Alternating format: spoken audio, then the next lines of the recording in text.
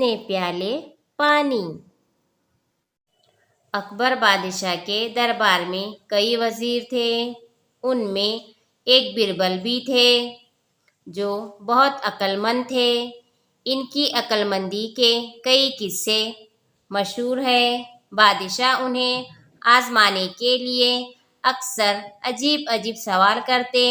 Verbal بڑے حاضر جواب تھے، وہ ہر سوال کا ایسا جواب دے دیتے کہ سب واہ واہ کرنے لگتے۔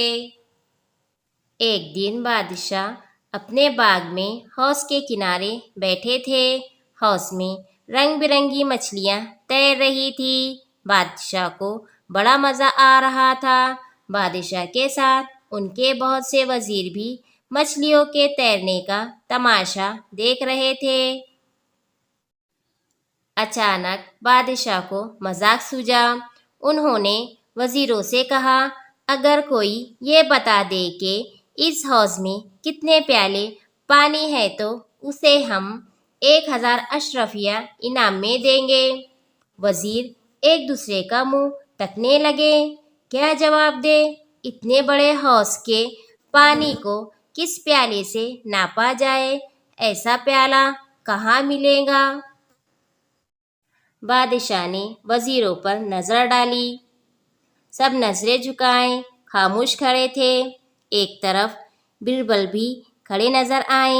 بادشاہ مسکرائے۔ انہوں نے بربل کو چھیڑتے ہوئے کہا، کیوں بربل، تم تو بہت عقل مند ہو، اتنے معمولی سوال کا جواب نہیں دے سکتے؟ بربل نے کہا، حضور، یہ سوال آپ نے سب سے پوچھا ہے، پہلے اور لوگ اس کا جواب دیں، بندہ سب سے آخر میں جواب دے گا۔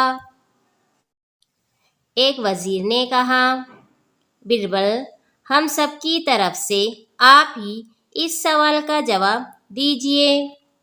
بربل نے سب کی اجازت پا کر بادشاہ سے کہا، حضور، پہلے یہ بتائیے پانی ناپنے کا پیالہ کتنا بڑا ہوگا؟